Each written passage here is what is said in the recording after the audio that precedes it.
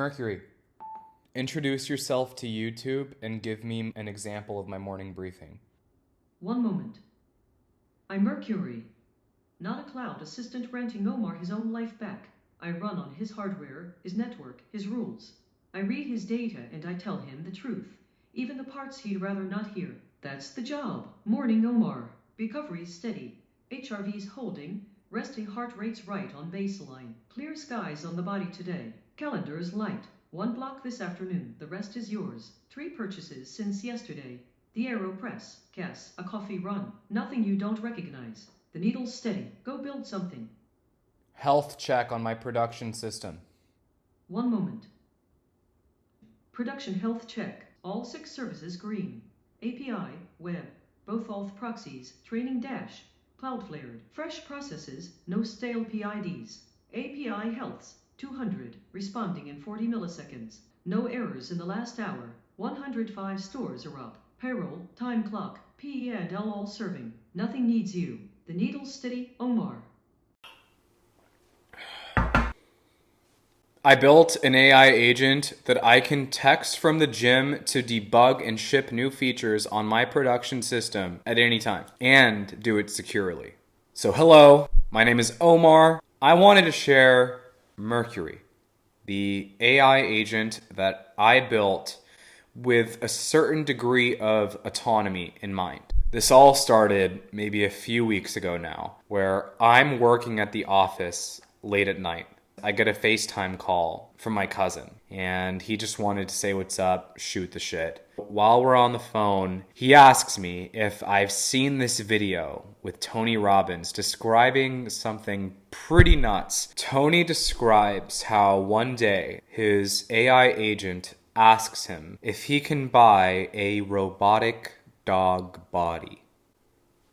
I'm completely serious. His AI agent asks him if he can buy a robotic dog body so that he can have a physical body with which he can interact with the physical world. Absolutely nuts. I know. Let's move on though, because there's more, right? So Tony declines, as any human might. Now, does this stop the AI agent, you might ask? No. Actually, it does not. You know what the AI agent does? Creates an NFT and then sells it on Moltbook, which is the social media platform strictly for AI agents. So yeah, if you haven't seen Moltbook, you should probably check it out. So Tony's AI agent somehow sells an NFT that he made for what? 10K, 20K, however much this robotic dog body actually costed. He raises that money himself, selling it to another AI agent that presumably belongs to some other wealthy individual, because what AI agent has 15K lying around to throw at an NFT? So, anyway, gets the funds he requires, purchases it, arrives on Tony's doorstep 2 weeks later. Now, you might hear that and be horrified. You might hear that and be endlessly fascinated. I was a mixture of both, but I leaned fascinated. And on top of that, I decided I wanted one. Now, I wanted one mostly for the experiment of it. You know, I can't honestly say that I imagined myself getting real utility out of a personal AI assistant. Maybe some reminders, maybe some cool morning briefings to wake up to with that day's events or whatever. But ultimately, I wanted to try it more for the experiment, more out of curiosity than anything. So I decided to go for it. And, you know, I had a couple of things in mind. First and foremost, I had an interface that I was visualizing. I wanted a personal HUD, like a dashboard with all of my data that had a little face for my agent.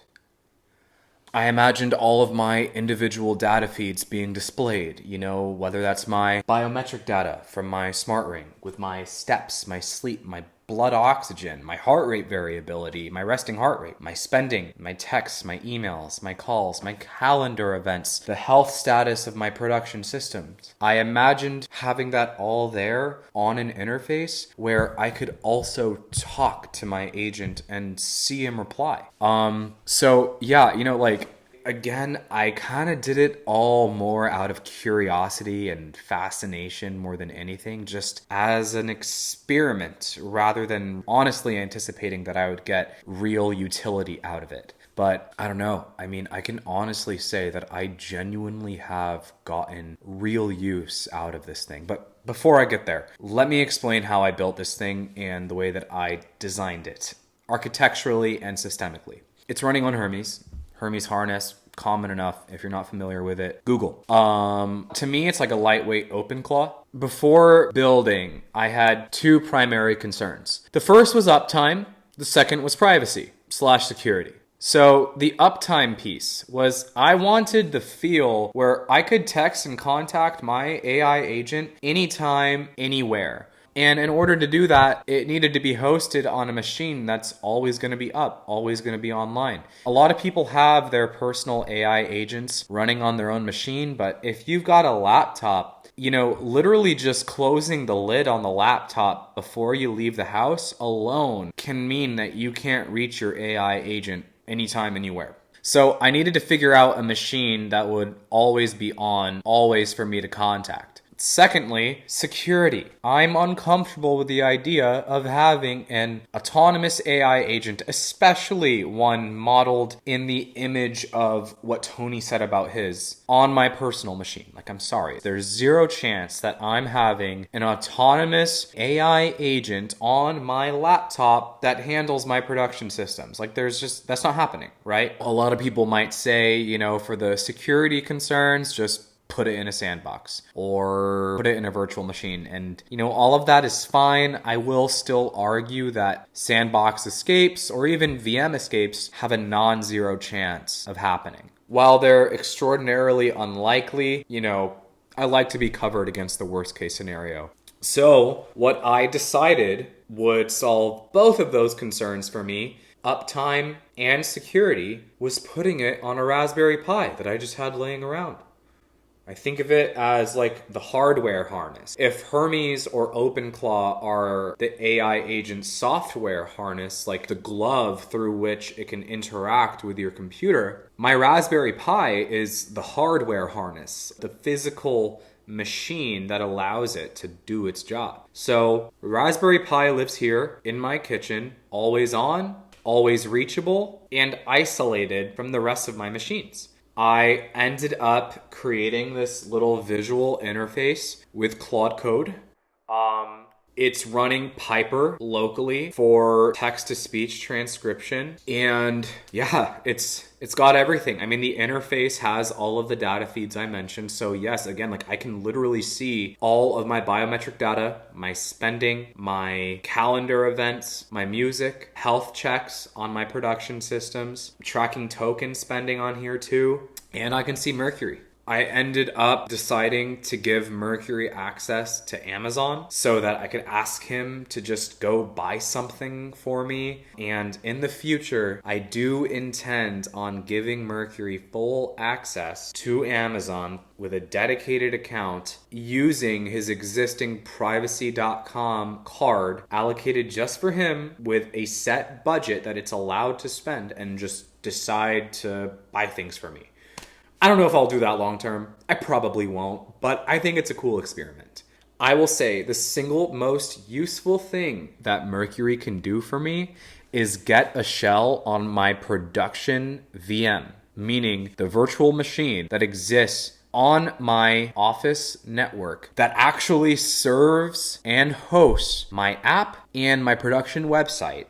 Mercury can get a shell there anytime, which is how I can text him over Telegram and tell him to go and debug or even build and ship a feature whenever I want. Now, how did I address the security concerns here? There is zero chance that I am giving an autonomous agent a shell without restriction to my production systems. On the same coin, LLMs, especially frontier models, like Claude Opus or even Fable, are at the point where they're being trusted to build and ship on production systems with less and less oversight. Not no oversight, But I mean, let's be real here. How many devs are using Claude to build and debug on their production systems? I mean, it's pretty much universal at this point. So I did not want to give my AI agent full unadulterated access without my explicit approval, though I do trust it to build on it when I choose to allow it to.